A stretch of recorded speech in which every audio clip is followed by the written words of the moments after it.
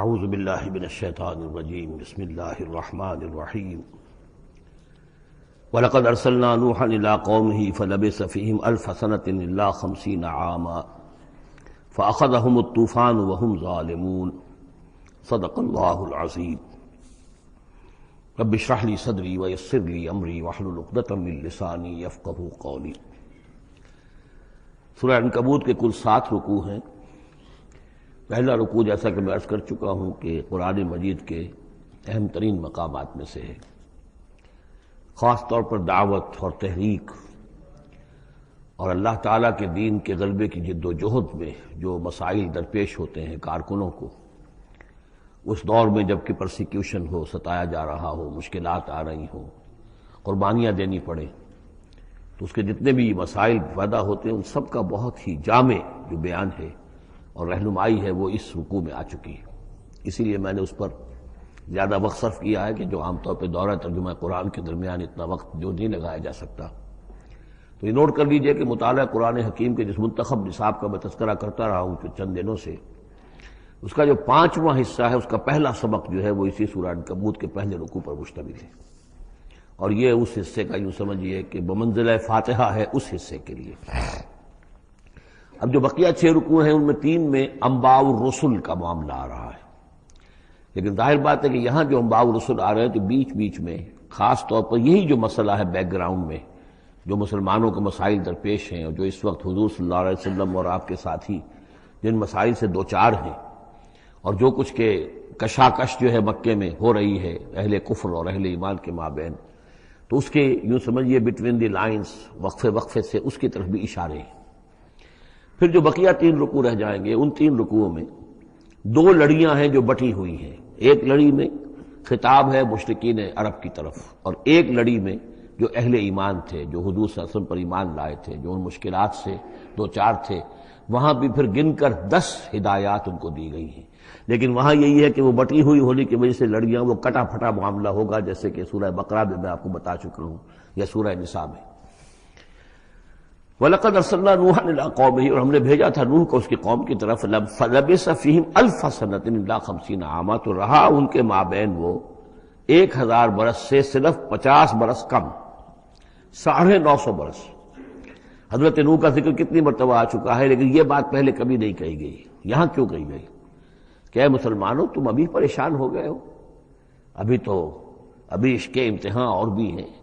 اور جیسے کہ سورہ انعام میں آیا تھا، اے نبی اگر آپ کو یہ جھٹلا رہے ہیں وَإِن يُكَذِّبُوكَ فَقَدْ كُذِّبَ رُسُلٌ مِّن قَبْلِكَ، تو آپ سے پہلے ہمارے رسول تھے، انہوں نے صبر کیا۔ ذرا یاد کیجئے کہ ہمارے بندے نوح نے صلی اللہ علیہ الصلوۃ والسلام 950 برس تک صبر کیا۔ تو اے مسلمانوں تم سوچو، تم ابھی سے گھبرا گئے ہو؟ یہ موج پریشاں خاطر کو پیغام لبے ساحل نے دیا ہے، دور وصال بحر کبھی تو موجوں میں گھبرا بھی گئی۔ فَأَخَذَهُمُ الطُّوفَانُ وَهُمْ ظَالِمُونَ، تو اس کی قوم کو، حضرت نوح کی قوم کو آ پکڑا طوفان نے اور وہ ظالم تھے، گناہگار تھے۔ فَأَنجَيْنَاهُ وَأَصْحَابَ السَّفِينَةِ، تو ہم نے بچا لیا اس کو یعنی حضرت نوح کو اور کشتی والوں کو۔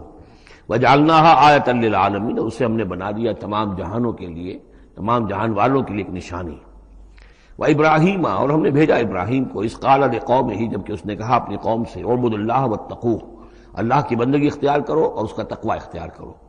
ذالکم خیر لکم ان کنتم تعلمون، یہی تمہارے لیے بہتر ہے اگر علم رکھتے ہو۔ انما تعبدون من دون اللہ اوثانا، یہ جن کو تم پوج رہے ہو اللہ کو چھوڑ کر، یہ تو صرف کوئی بت ہیں، ان کے تھان ہیں جو تم نے بنا لیے ہیں۔ وتخلقون افکا، اور تم نے جھوٹ موٹ گھڑا ہوا ہے، یہ اس کی کوئی بنیاد نہیں، کوئی سند نہیں، نہ عقل میں اور نہ ہی کسی اللہ کی اتاری ہوئی کتاب میں۔ ان الذین تعبدون من دون اللہ لا یملکون لکم رزقا، یہ لوگ جنہیں تم پوجتے ہو اللہ کے سوا وہ تمہیں رزق نہیں دینے کا اختیار رکھتے۔ فابتغوا عند اللہ الرزق، تو رزق تلاش کرو اللہ کے پاس، اللہ سے مانگو رزق، اللہ سے اپنی مشکل کشائی کی درخواست کرو، اللہ سے اپنی حاجت روائی کے لیے دعا کرو۔ وَاعْبُدُوهُ، اور اس کی بندگی کرو، وَاشْكُرُوا لَهُ، اور اس کا شکر ادا کرو، الیہ ترجعون، یقیناً اسی کی طرف تم لوٹا دیے جاؤ گے۔ اب یہ ذکر حضرت ابراہیم کا کر طویل جو ہے ایک جملہ معترضہ آ رہا ہے کہ رخ موڑ دیا گیا ہے اس وقت جو کشاکش ہو رہی تھی حضور کے اور مشرکین مکہ کے درمیان، اب ذکر اس کا ہو رہا ہے۔ وَإِن تُكَذِّبُوا، گویا کہ اب خطاب ہو رہا ہے اہل مکہ سے، اور اگر تم جھٹلا رہے ہو فقد کذب امم من قبلکم، تو دیکھو تم سے پہلے بہت سی قوموں نے جھٹلایا. وما علی الرسول الا البلاغ المبین، اور ہمارے رسول پر محمد پر صلی اللہ علیہ وسلم کوئی ذمہ داری نہیں ہے سوائے واضح طور پر اور صاف صاف پہنچا دینے کے.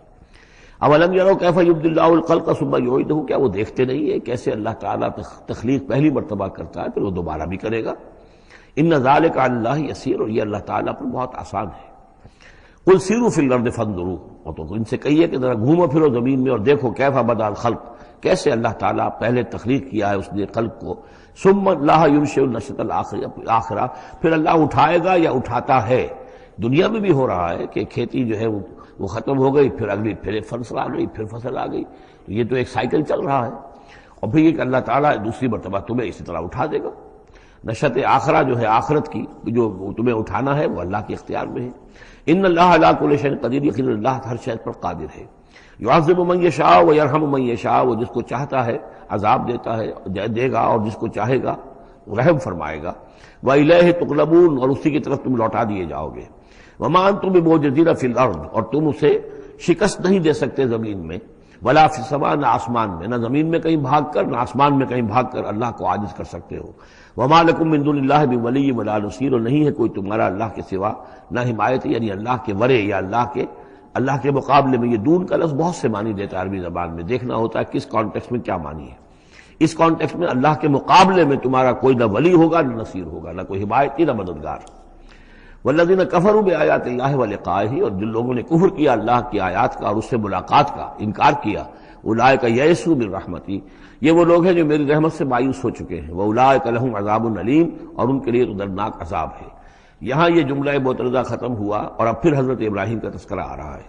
فما کان جواب قومہ، تو نہیں تھا کوئی جواب حضرت ابراہیم کی قوم کا، الا ان قالوا، سوائے اس کے کہ انہوں نے کہا اقتلوہ او حرقوہ، اس ابراہیم کو قتل کر دو یا اسے جلا دو.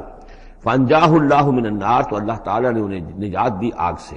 ان فی ذلک لآیات لقوم یؤمنون، اور یقیناً اس میں نشانیاں ہیں ان لوگوں کے لیے جو ایمان رکھتے ہیں.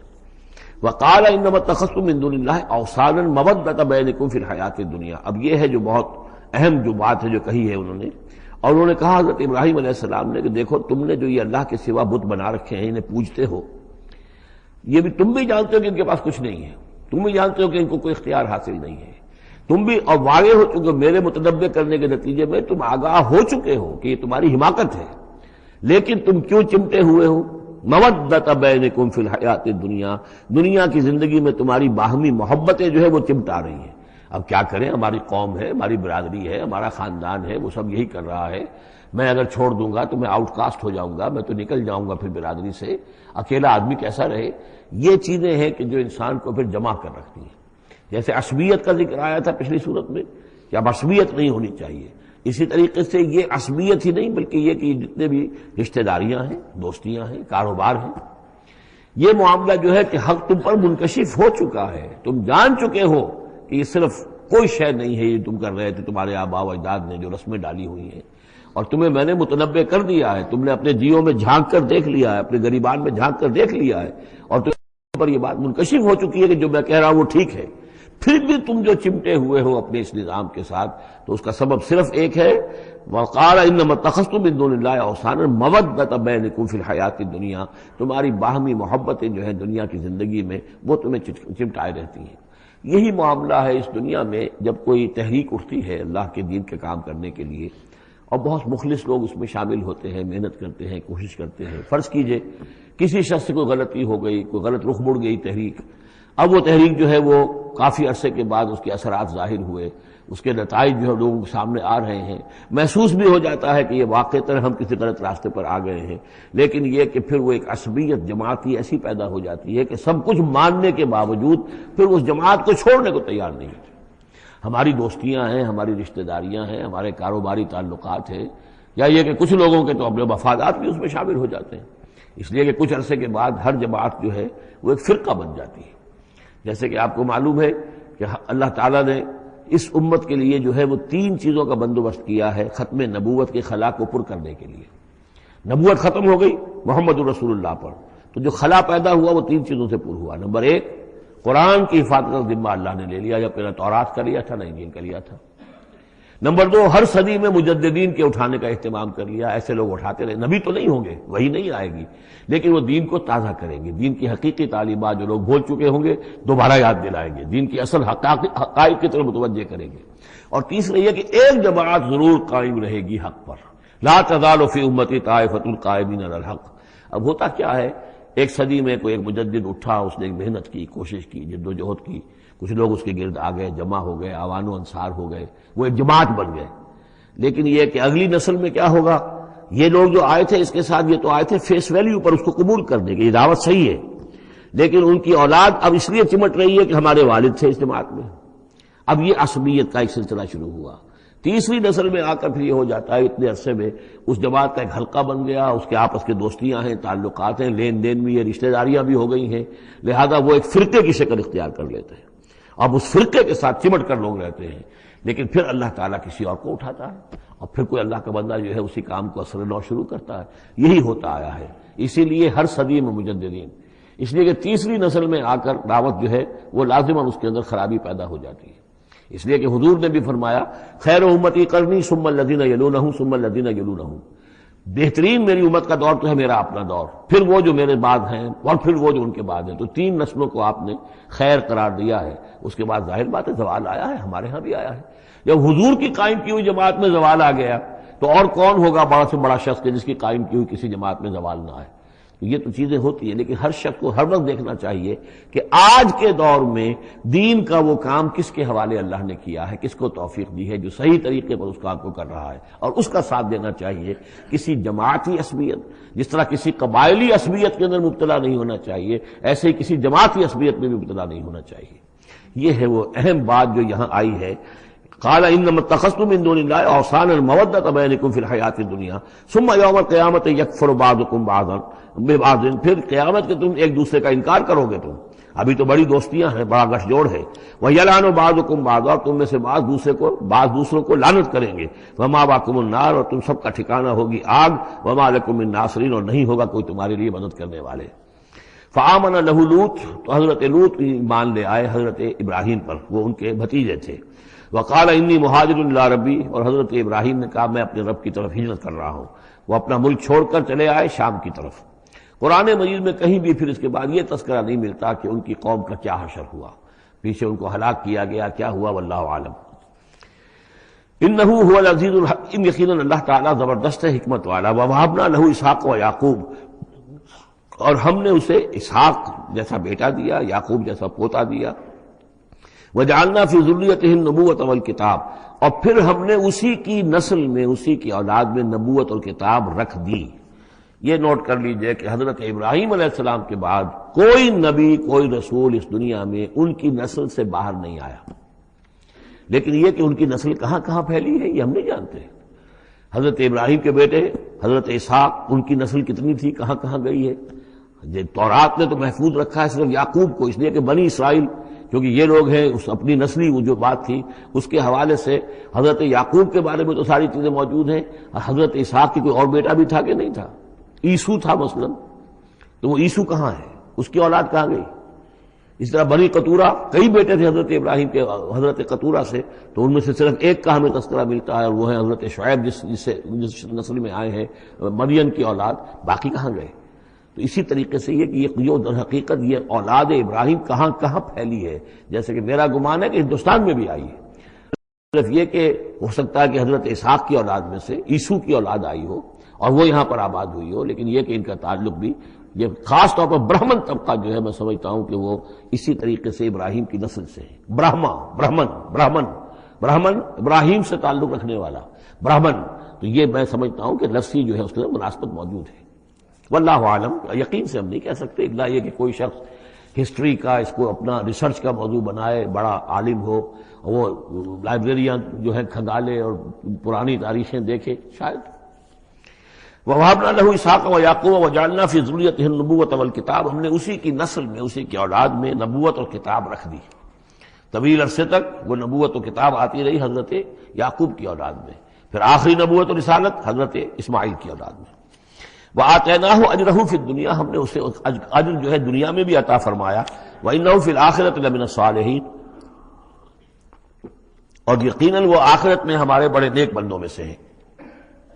وَلُوطًا، اور ہم نے لوط کو بھیجا، اذ قال لقومہ انکم لتاتون الفاحشہ، جب انہوں نے کہا اپنی قوم سے، یہ جو قوم کہا گیا مجازن، حقیقتاً وہ قوم ان کی نہیں تھی، حضرت لوط جو ہے وہ تو بھیجے گئے ہیں ان شہروں کی طرف، یہی ایک استثناء ہے، ورنہ ہر قوم کی طرف رسول اسی کی امت اسی میں سے بھیجا گیا، لیکن چونکہ حضرت ابراہیم کے بعد کوئی رسول کسی اور قوم میں ہو نہیں سکتا، اس لیے عمورہ اور صدوم کی بستیوں میں جو بھیجے گئے وہ حضرت لوط ہیں جو حضرت ابراہیم علیہ السلام کے بھتیجے ہیں۔ انکم لتاتون الفاحشۃ، تم لوگ بڑی بے حیائی کا ارتکاب کر رہے ہو، ما سبقکم بہا من احد من العالمین، تمام جہان والوں میں کسی قوم نے تم سے پہلے یہ حرکت نہیں کی۔ انکم لتاتون الرجال، کیا تم مردوں کی طرف آتے ہو اپنی شہوت کو پورا کرنے کے لیے، وتقطعون السبیل، اور راستہ مارتے ہو، یعنی فطرت کا راستہ تو یہ ہے، اولاد ہوتی ہے تو ہوتی ہے مرد اور عورت کے ملاپ سے، تم نے جو راستہ اختیار کیا تو گویا کہ اس فطرت کی راہ کو تم کاٹ رہے ہو۔ وتاتون فی نادیکم المنکر، اور تم اپنی مجلسوں میں یہ اس کا ارتکاب کرتے ہو، یہ ان کی بے حیائی کی اور ڈھٹائی کی انتہا ہو گئی تھی۔ فما کان جواب قومہ، تو نہیں تھا جواب اس کی قوم کا کوئی، الا ان قالوا، سوائے اس کے کہ انہوں نے کہا ائتنا بعذاب اللہ ان کنت من الصادقین، اے لوط اگر سچے ہو تو اللہ کا عذاب لے آؤ۔ قال رب انصرنی علی القوم المفسدین، تو انہوں نے حضرت لوط نے دعا کی پروردگار میری مدد فرما ان مفسدوں کے خلاف۔ ولما جاءت رسلنا ابراہیم بالبشریٰ، اور جب ہمارے جو ایلچی تھے یعنی وہ جو فرشتے آئے تھے انسانی شکل میں ابراہیم کے پاس بشرا لے کر، بشارت لے کر حضرت اسحاق کی ولادت کی، قالوا انا مہلکو اہل هذه القریہ، انہوں نے کہا کہ ہم ہلاک کرنے کے لیے بھیجے گئے ہیں ان بستی والوں کو، ان اہلھا کانوا ظالمین، یقیناً اس کے جو بستی والے جو ہیں، اس بستی کے لوگ رہنے والے وہ بڑے ظالم ہیں، گناہگار ہیں۔ قال ان فیہا لوطا، حضرت ابراہیم نے کہا اس میں تو لوط بھی تو ہے اسی بستی کے اندر۔ قالوا نحن اعلم بمن فیہا، انہوں نے کہا ہمیں خوب معلوم ہے کہ کون کون ہے اس میں۔ لننجینہ اہلہ الا امرأتہ، ہم اسے بچا لیں گے، نجات دیں گے، اس کو بھی اس کے گھر والوں کو بھی، سوائے اس کی بیوی کے، کانت من الغابرین، وہ ہوگی رہ جانے والوں میں۔ ولما ان جاءت رسلنا لوطا، اور جب وہ ہمارے ایلچی جو ہے وہ پہنچے حضرت لوط کے پاس، سیء بہم، ان کو دیکھ کر وہ پریشان ہوئے، وضاق بہم ذرعا، اور ان کا دل جو بہت تنگ ہوا، خوبصورت لڑکوں کی شکل میں آئے تھے۔ وقالوا لا تخف ولا تحزن، انہوں نے کہا نہیں آپ نہ کوئی خوف کھائیں اور نہ کوئی رنجیدہ ہوں، انا منجوک واہلک، ہم تو آپ کو نجات دینے کے لیے آئے ہیں اور آپ کے گھر والوں کو، الا امرأتک، سوائے آپ کی بیوی کے، کانت من الغابرین، وہ پیچھے رہنے والوں ہی میں ہے۔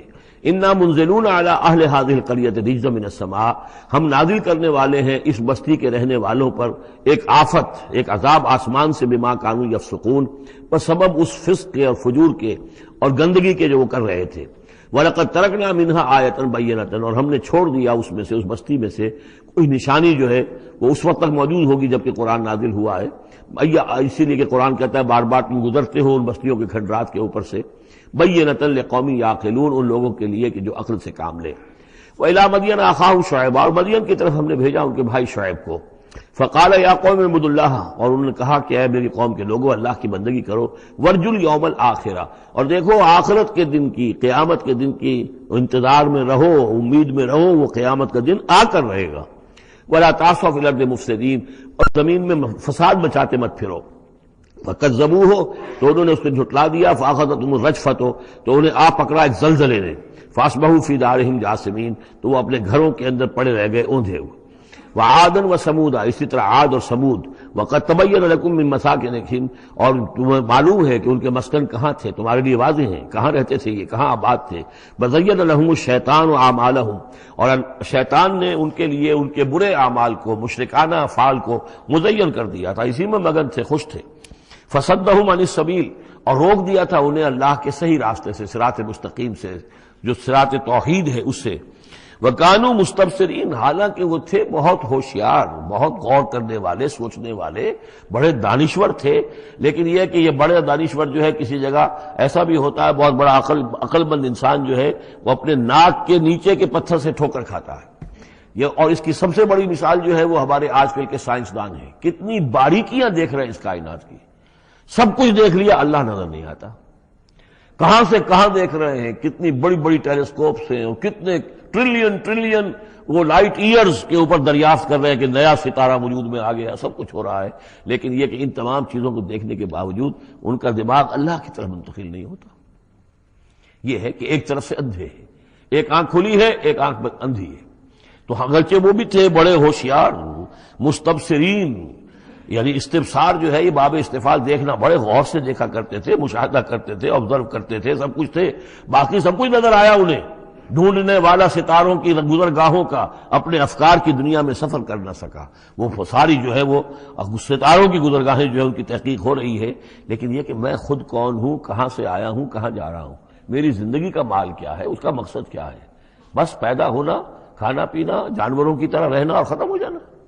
Is that all? Is death the end of our existence? کیا موت پر ہمارے وجود کا خاتمہ ہو جائے گا؟ تو کیا زندگی ہوئی؟ عمر دراز مانگ کے لائے تھے 4 دن، 2 آرزو میں کٹ گئے، 2 انتظار میں، کتنا وقت تو گزر گیا۔ بچپن کے اندر ابھی فہم ہی نہیں تھا، لڑکپن ہے، اس کے بعد نوجوانی ہے، اس کے کچھ اپنے ہی اور جو ہے اس کی کیفیات ہوتی ہیں۔ جب ذرا ہوش اور شعور آیا ہے، ایک ذرا ہوش میں آنے کے خطا کار ہیں ہم، اور اس کے بعد پھر بڑھاپا آ گیا، اور اس کے بعد جو ہے کہلا یعلم من بعد علم شیئا، بس یہی زندگی ہے؟ یہ اشرف المخلوقات ہے؟ یہ مسجود ملائک کی زندگی یہ ہے؟ نہیں، اصل زندگی تو ہے تو اسے پیمانہ امروز و فردا سے نہ ناپ، جاویداں پہ ہمدماں ہر دم جواں ہے زندگی، وہ زندگی تو ابدی ہے۔ یہ تو اس کا چھوٹا سا حصہ علیحدہ کر کے ایک امتحانی وقفہ بنا دیا ہے، اسے ایک امتحانی وقفہ ہے، 3 گھنٹے کا نہیں، 30 سال کا صحیح، بس اس کے علاوہ کچھ نہیں۔ کوانٹیٹیو فرق ہے، کوالٹیٹیو نہیں۔ وَقَارُونَ وَفِرْعَوْنَ وَحَامَانَ، اور ہلاک کیا ہم نے قارون کو بھی اور فرعون کو بھی اور حامان کو بھی۔ وَلَقَدْ جَاءَهُم مُوسَىٰ بِالْبَيِّنَاتِ، ان کے پاس موسیٰ آئے تھے واضح تعلیمات لے کر۔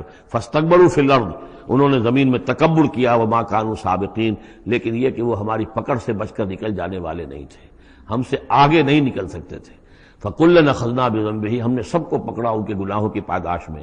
فَمِنْهُمْ مَنْ أَرْسَلْنَا عَلَيْهِمْ حَاصِبًا، تو ان میں وہ بھی تھے کہ جن پر ہم نے ایسی زوردار ہوا بھیجی جس میں پتھراؤ تھا، وہ ہوا جو ہے ان پر پتھراؤ کر رہی تھی۔ تو یہ قوم لوط پر بھی ہوا ہے، اور بعض حضرات کے نزدیک قوم عاد پر بھی۔ سخرها عليهم 7 ليال و8 ايام حسوما فترى القوم فيها صرعا، ایک ایسی تیز آندھی آئی ہے، 7 راتیں اور 8 دن چلتی رہی کہ اس نے اٹھا کر پٹخا ہے، اور اس میں وہ کنکر بھی تھے، وہ بلٹس کا کام کر رہے تھے، جو چھوٹے اور سے بڑے پتھر تھے وہ کام کر رہے تھے میزائلز کا، تو یہ سب کے سب ہلاک ہو گئے۔ فمنهم من ارسلنا علیہ حاصبا ومنهم من اخذته الصیحہ، اور ان میں سے وہ بھی تھے کہ جن کو ایک چنگھاڑ نے آ پکڑا، یہ سمود اور اہل مدین تھے۔ ومنهم من خسفنا به الارض، ان میں وہ بھی تھے کہ جنہیں ہم نے زمین میں دھسا دیا، یہ قارون کا معاملہ ہے جو سورہ قصص میں آ چکا ہے۔ ومنهم من اغرقنا، اور وہ بھی تھے جنہیں ہم نے غرق کر دیا۔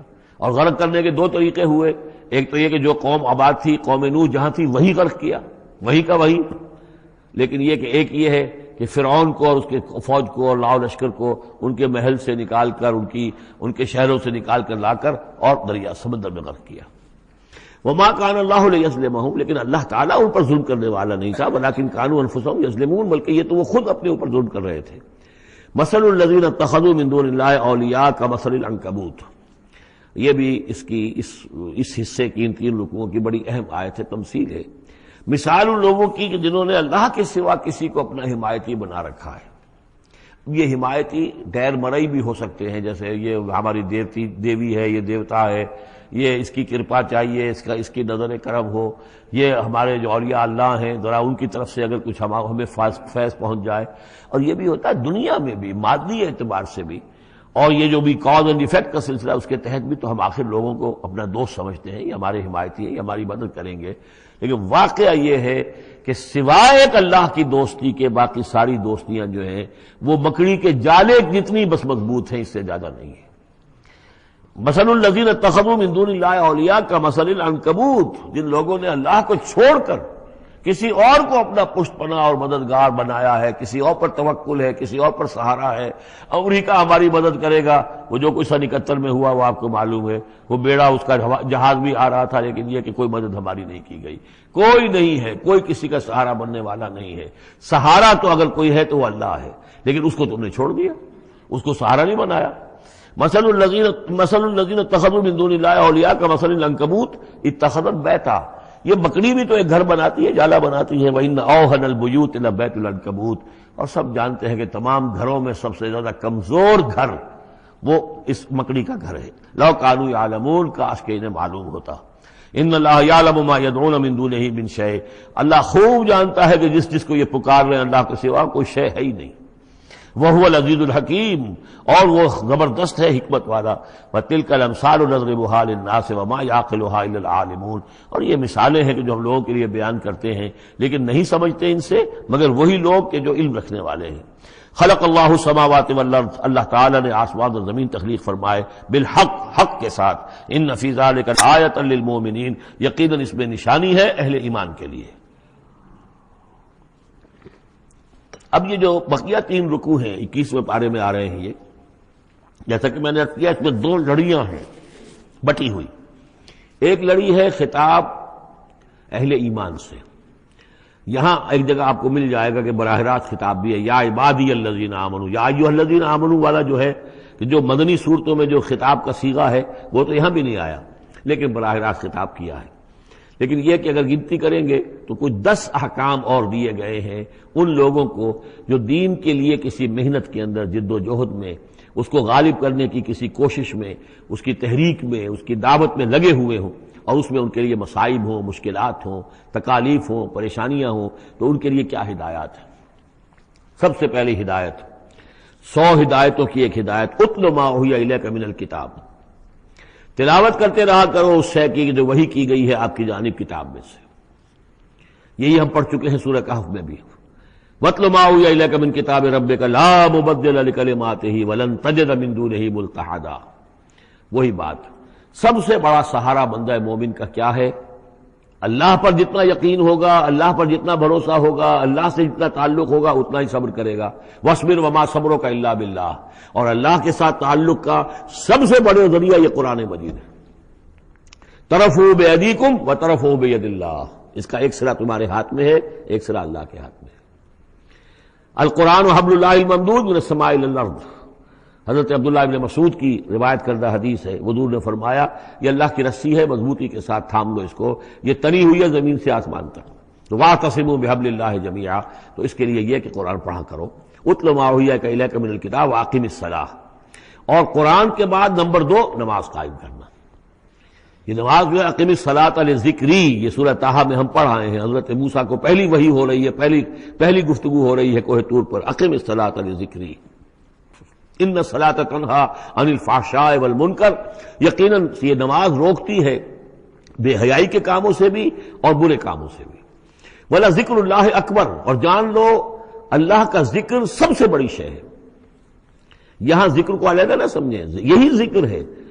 قرآن جو ہے الذکر ہے، ہم نے سورہ ہجر میں دیکھا الذکر، انا نحن نزلنا الذکر وانا لہ لحافظون، تو ذکر میں سب سے پہلے قرآن ہے۔ نمبر 2 اقم الصلاۃ لذکری، نماز قائم کرو میری یاد کے لیے۔ قرآن تو ہے ہی مجسم ذکر، نماز ذکر کے لیے ہے۔ اور تیسری چیز کیا ہے؟ ادعیہ معصورہ ہیں محمد رسول اللہ صلی اللہ علیہ وسلم کی، زندگی کا ہر کام کرتے ہوئے دعا ہے۔ آپ بیت الخلاء میں داخل ہو رہے ہیں تو دعا ہے، نکل رہے ہیں تو دعا ہے، گھر سے باہر جا رہے ہیں دعا ہے، گھر میں داخل ہو رہے ہیں دعا ہے، شیشہ دیکھا ہے تو دعا ہے، کپڑے بدلے ہیں دعا ہے، ہر کام کیجئے، لیکن یہ کہ آپ کا اس وقت اللہ کے ساتھ ذہنی رشتہ قائم رہتا ہے۔ چوتھے نمبر پر جو بھی اور حضور نے فرمائے ہیں، یہ 33 مرتبہ سبحان اللہ اور 33 مرتبہ الحمدللہ اور اللہ اکبر، یہ بھی ذکر ہے۔ تو یہ تمام شکلیں ذکر کی ہیں، صرف کسی ایک شے کو ذکر نہ سمجھے ہمارے ہاں یہ بن گیا بس اللہ اللہ کر رہے ہیں تو ذکر ہے، نہیں، ذکر میں سب سے پہلے قرآن کی تلاوت ہے۔ اتل ما اوحی الیک من الکتاب واقم الصلاۃ ان الصلاۃ تنہی عن الفحشاء والمنکر ولذکر اللہ اکبر واللہ یعلم ما تصنعون۔ ایک تو یہ ہدایت ہو گئی، اللہ خوب جانتا ہے جو تم کر رہے ہو۔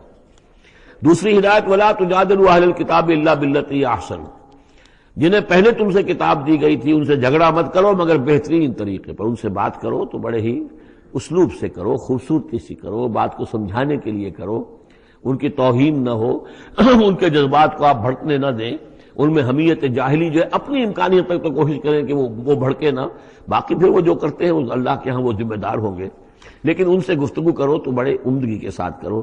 الا الذین ظلموا منہم، سوائے ان کے جو ان میں سے ناانصافی پر تل گئے ہوں۔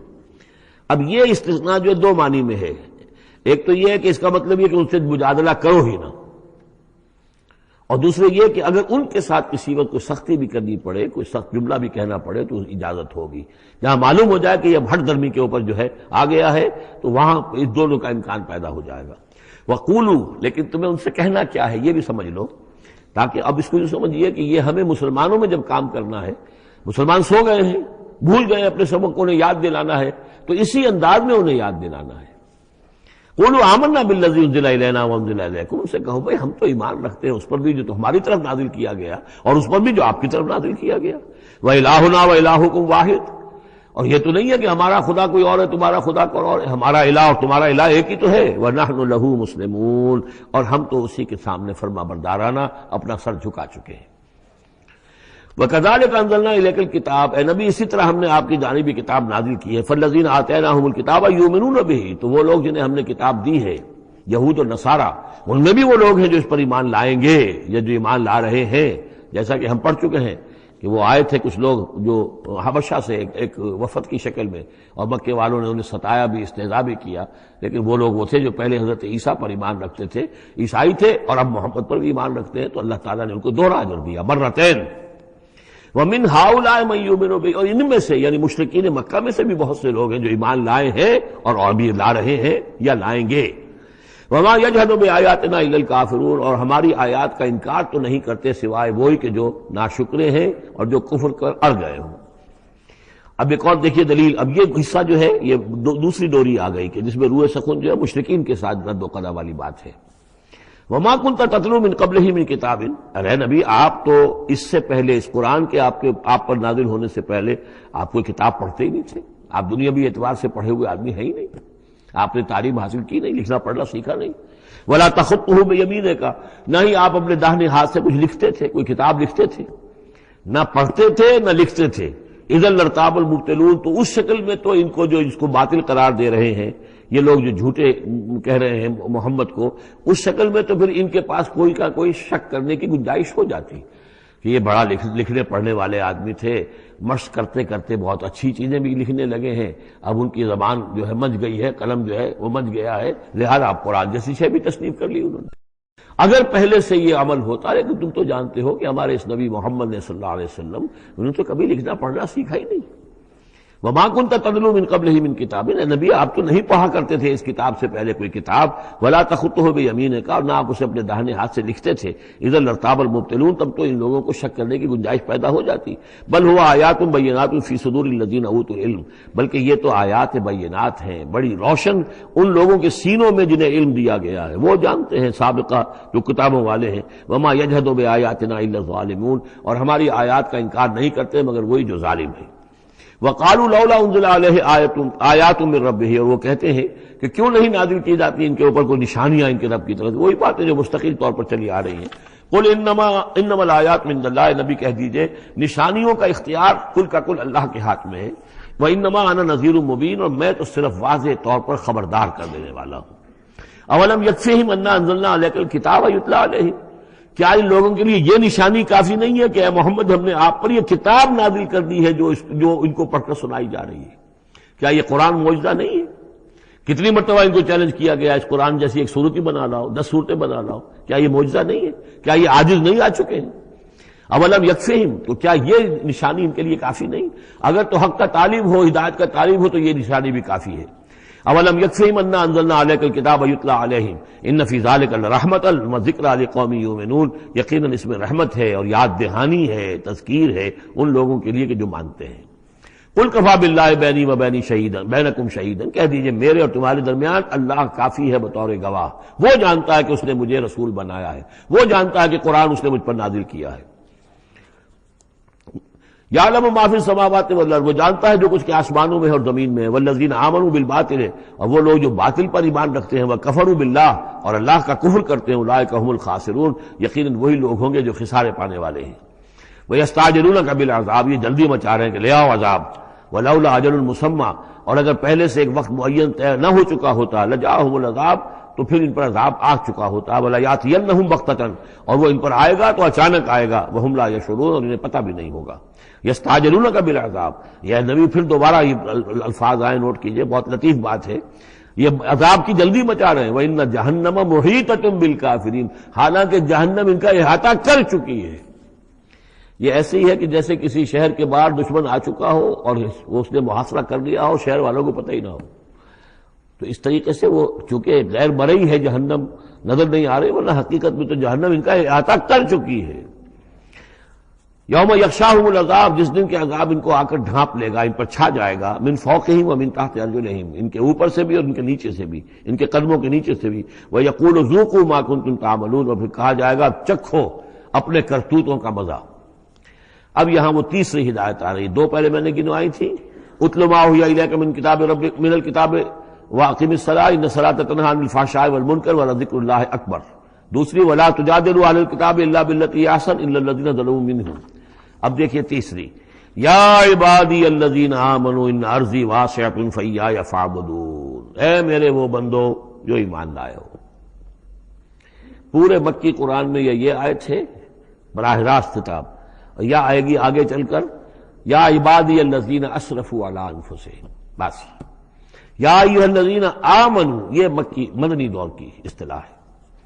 یا عبادی الذین آمنوا، بڑا اس میں جو ہے نا بڑی عنایت ہے، شفقت ہے، اے میرے وہ بندو جو مجھ پر ایمان لائے ہو، ان ارضی واسعۃ، میری زمین بڑی کشادہ ہے۔ کیا معنی ہے؟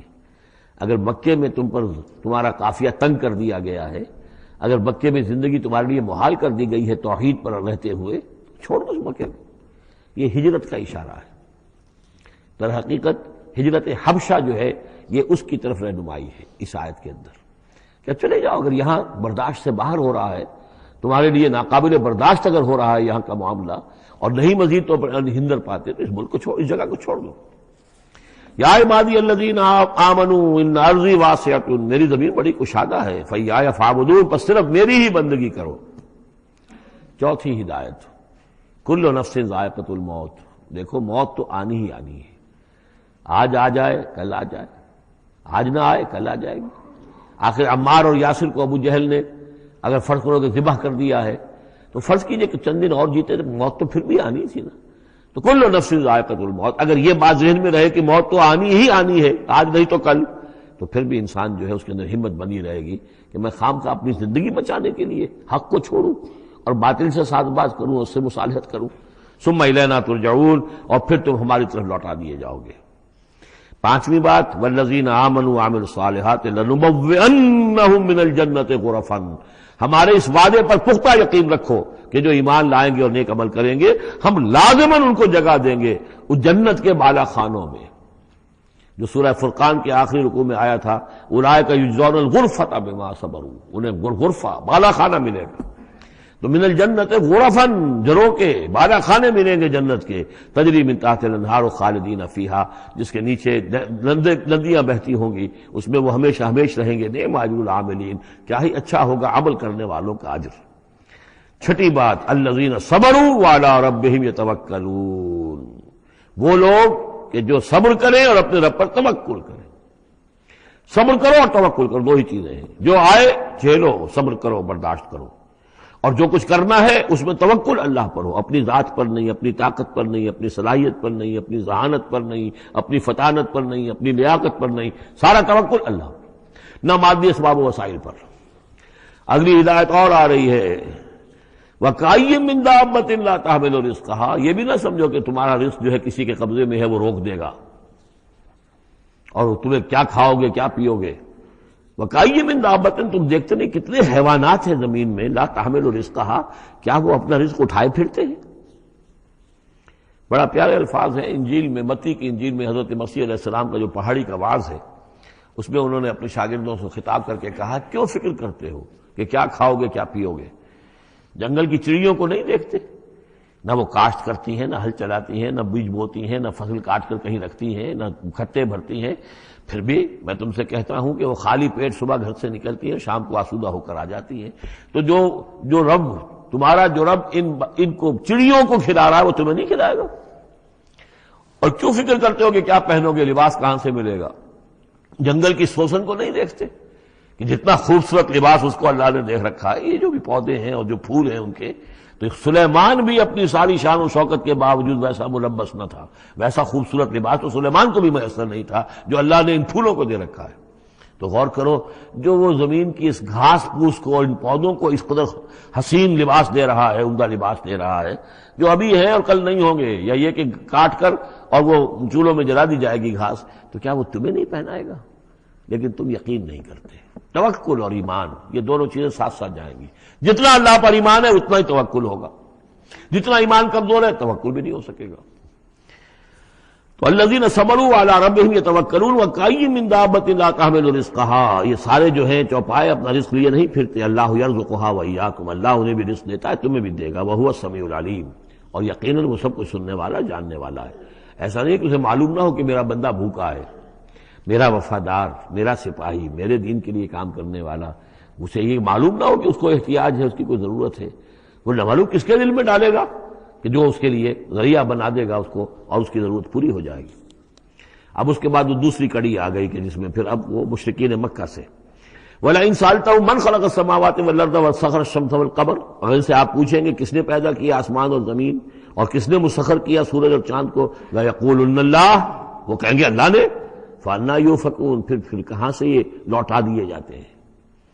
اللہ یبسط الرزق لمن یشاء من عباده ویقدر له، یہ اللہ ہی ہے کہ جو اپنے بندوں میں سے جس کے لیے چاہتا ہے رزق کو کشادہ کر دیتا ہے، اور جس کے لیے چاہتا ہے ماپ تول کر دیتا ہے، کم کر دیتا ہے۔ ان اللہ بکل شیء علیم، یقیناً اللہ تعالیٰ ہر چیز کا علم رکھتا ہے۔ وَلَئِن سَأَلْتَهُم مَّن نَّزَّلَ مِنَ السَّمَاءِ مَاءً فَأَحْيَا بِهِ الْأَرْضَ مِن بَعْدِ مَوْتِهَا، اور اگر آپ ان سے پوچھیں گے کس نے برسایا آسمان سے پانی اور زندہ کیا زمین کو اس کے مردہ ہو جانے کے بعد، لَيَقُولُنَّ اللَّهُ، وہ کہیں گے فوراً اللہ نے کیا۔ قُلِ الْحَمْدُ لِلَّهِ، کہو پھر کل حمد کل شکر بھی اللہ ہی کے لیے ہے، بل اکثرہم لا یعقلون، لیکن یہ لوگ، ان کی اکثریت عقل سے کام نہیں لیتی۔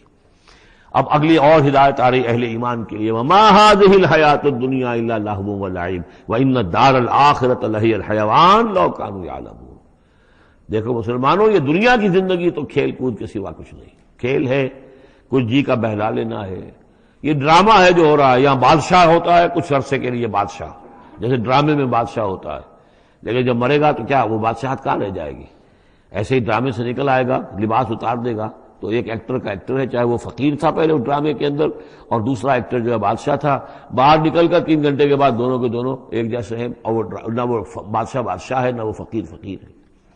یہ ہے عارضی سا ہے، لیکن یہ کہ ان الدار الآخرۃ لہی الحیوان، یقیناً آخرت کا گھر وہ ہے اصل زندگی وہ ہے۔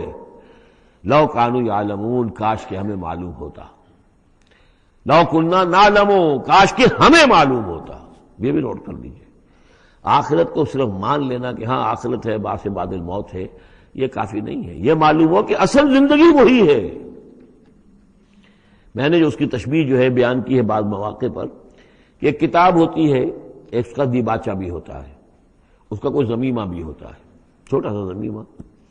ہمارا جو تصور ہے وہ یہ کہ اصل کتاب زندگی تو یہ دنیا کی زندگی ہے، ہاں ایک ضمیمہ اب لگا ہوا ہے آخرت کا، اس کی اہمیت ہمارے نزدیک اتنی ہے۔ ضمیمہ ہے بس، دنیا کی زندگی اصل زندگی ہے۔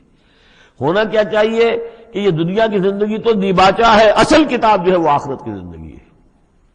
یہ ریشو پروپورشن کم سے کم، حالانکہ ویسے تو فائنائٹ اور انفائنائٹ کے درمیان کو ریشو پروپورشن ہو ہی نہیں سکتی، ایک لامحدود زندگی اور ایک محدود زندگی، کیا اس میں ریشو پروپورشن ہوگی؟ لیکن یہ کہ پھر بھی اگر کوئی کرنی ہے تو دیباچہ اور کتاب زندگی اصل موت کے بعد کھلے گی، یہ دیباچہ ہے، یہ مقدمہ ہے۔ ہم نے کیا سمجھا اصل زندگی، کتاب زندگی یہ ہے، ہاں ایک ضمیمہ بھی اس کے ساتھ ہے جس کا نام آخرت ہے۔ فَإِذَا رَكِبُوا فِي الْفُلْكِ، پھر انہی مشرکین سے پھر خطاب ہو رہا ہے، اور یہ مضمون کئی بار آ چکا ہے۔ جب یہ سوار ہوتے ہیں کشتی میں، دعوا اللہ مخلصین لہ الدین، تو پھر یہ اللہ ہی کو پکارتے ہیں اس کے لیے اپنی اطاعت کو خالص کرتے ہوئے۔ فلما نجاہم الی البر، اور جب اللہ تعالیٰ انہیں نجات دے دیتا ہے خشکی کی طرف، اذا ہم یشرکون، تو پھر یہ شرک کرنا شروع کر دیتے ہیں۔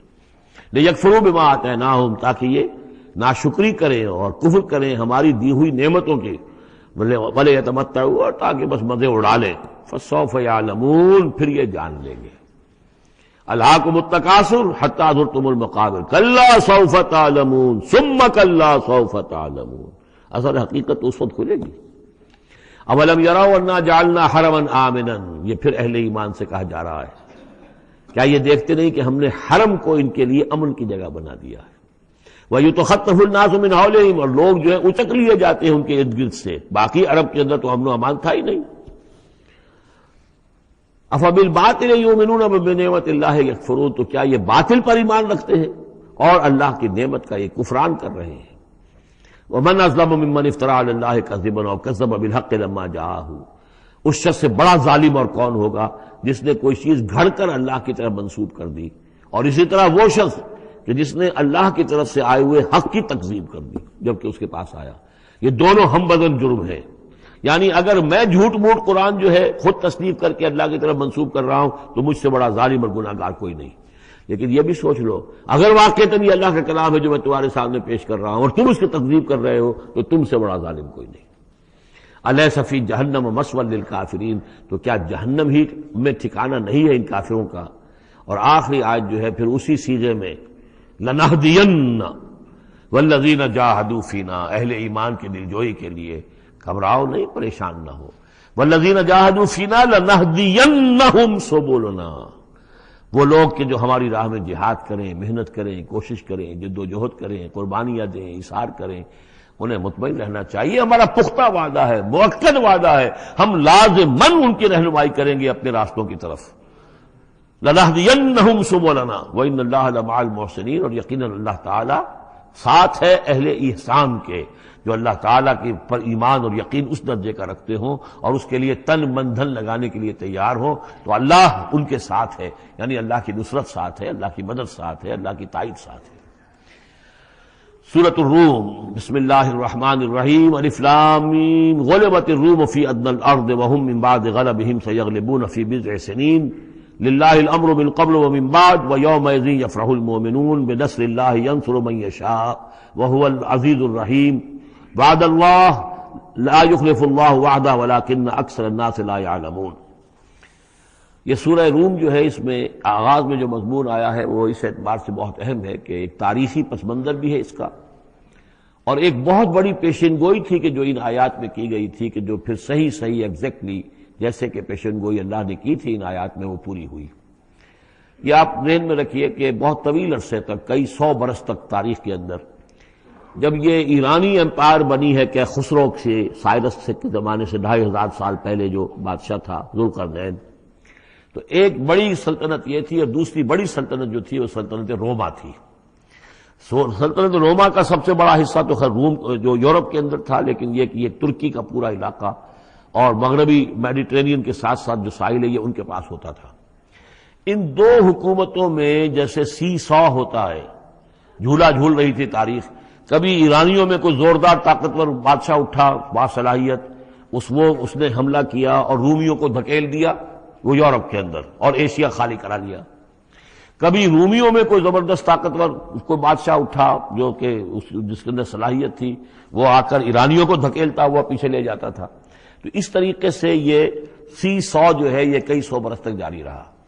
حضور کی بعثت کے زمانے میں ایسا معاملہ ہوا ہے کہ سن 614 میں، 602 سے لے کر 614 تک، اور حضور کی ولادت ہوئی 571 میں، یعنی جب حضور کی عمر 31 برس تھی اس سے لے کر اور 45 برس کی عمر تک ایک مسلسل جنگ چلی ہے ان دونوں کے مابین، روم اور ایران کی. لیکن سن 614 میں ایک بڑی زبردست شکست دی کیخسرو پرویز. کیخسرو ثانی وہ اپنے آپ کو کہتا تھا، پہلا کیخسرو تو تھا ذوالقرنین اور ثانی میں ہوں. اب بہرحال یہ ایک بڑا باصلاحیت حکمران تھا. اس نے شکست دی ہے رومیوں کو بہت بری طرح. شام میں، اب یہ چونکہ رومی عیسائی ہو چکے تھے، سن 300 عیسوی میں یہ عیسائی ہو چکے تھے. یروشلم ان کا مقدس مقام تھا لیکن نام رکھا ہوا تھا ایلیا. سن 70 میں جو یروشلم کو انہوں نے برباد کیا تھا تو اس کے بعد ہیڈریان ایک رومن امپرر تھا جس نے کہ دوبارہ آباد کیا یروشلم کو، اور لیکن اس کا نام بدل دیا. اب یروشلم نہیں تھا، یہ اس کا نام تھا ایلیا. ایلیا میں ان کی وہ صلیب بھی تھی جو ان کے عقیدے کے مطابق حضرت مسیح علیہ السلام کو جس پر صلیب دی گئی تھی، ان کا مقدس مقام تھے یہ. ان سب سے بھی ان کو کھدیڑ دیا، تقریباً ترکی سے بھی نکال دیا، استنبول جو ہے قسطنطنیہ، اس پر بھی اندیشہ ہوا کہ شاید ایرانی حملہ کر دیں گے۔ اس حد تک رومیوں کا حال پتلا ہو گیا۔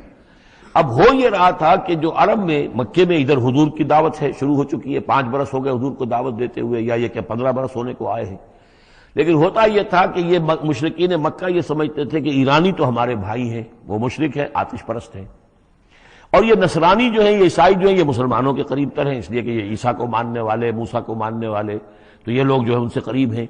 تو وہ بغلے میں جا رہے تھے کہ مسلمانوں، تمہارے جو ساتھی ہیں یا تم جیسے جو لوگ ہیں، تمہارے قریب کے لوگ پٹ رہے ہیں، دیکھو ہمارے ساتھی جو ہیں وہ بڑے فتح مند ہو رہے ہیں، وہ آگ کے پوجنے والے، وہ مشرک جو نہ موسیٰ کو مانتے ہیں، نہ عیسیٰ کو مانتے ہیں، نہ تورات کو مانتے ہیں، نہ انجیل کو مانتے ہیں، انہوں نے تمہارے ان ساتھیوں کو کس طریقے سے کھدیڑ دیا ہے، شکست دی ہے۔ تو اس پر مسلمانوں کو صدمہ ہوا۔ اس پر یہ آیات نازل ہوئی کہ اگرچہ اس وقت تو فی الواقع صورت کی بن گئی ہے، لیکن چند ہی سالوں کے اندر یہ صورت بدل جائے گی، اور یہ کہ رومیوں کو غلبہ حاصل ہو جائے گا، یہ پیشن گوئی کی گئی۔ اس پر پھر حضرت ابوبکر صدیق نے کسی کافر مشرک سے ایک شرط بھی مان لی کہ اگر یہ قرآن کی پیشن گوئی درست ثابت ہوئی تو تم مجھے 100 اونٹ دو گے، اور اگر غلط ثابت ہوئی تو پھر میں تمہیں 100 اونٹ دوں گا۔ لیکن حضور انہوں نے کیے تھے شاید 3-4 سال کی کا یہ عہد کیا تھا، حضور نے کہا نہیں، بضع کا لفظ آ رہا ہے اس میں کہ چند سالوں کے اندر، بضع کا لفظ جو ہے وہ 9 تک اطلاق ہوتا ہے، تو 9 سال کو رکھو، اور شرط جو ہے دوبارہ اپنی اس 9 سال کے حوالے سے اونٹوں کی تعداد بھی بڑھا دی گئی، لیکن یہ کہ پھر شرط کی مدت 9 سال ہو گئی۔ لیکن 9 سال کے 9ویں سال ہی وہ جو ہے وہ جو پیشن گوئی قرآن کی تھی کہ وہ صحیح ثابت ہوئی۔ ہرقل جو تھا، ہرقل اعظم، اس نے پھر لمبا چکر دیا، بجائے اس راستے سے آنے کے وہ بحیرہ کیسپین کی طرف سے ہو کر، پیچھے سے ہو کر آیا ہے، اور سرپرائز اٹیک کیا اس نے ایران پر، اور بڑی زبردست شکست دی ایران کو، اور اپنی شکست کا بدلہ چکا لیا، اور یہ سارا علاقہ شام وغیرہ کا جو ہے وہ اس نے واگزار کرا لیا۔ اور وہی تھا زمانہ جب کہ مسلمانوں کو میدان بدر میں فتح حاصل ہوئی۔ تو یہ شکست، 2 خوشیاں جمع ہو گئی مسلمانوں کے لیے، کہ ایک تو یہ کہ جو ان کے قریب تر تھے یعنی عیسائی، ان کو فتح حاصل ہو گئی مشرکین کے ساتھ کے مقابلے میں، کہ جو مشرکوں سے قریب تر تھے، آتش پرست تھے۔ دوسرے یہ کہ خود انہیں فتح حاصل ہو گئی، فتح مبین، الفرقان آ گیا بدر کا، اس کا ذکر ہے ان آیات میں۔ الف لام میم، غلبت الروم، رومی مغلوب ہو گئے، فی ادنی الارض، قریب کی سرزمین میں۔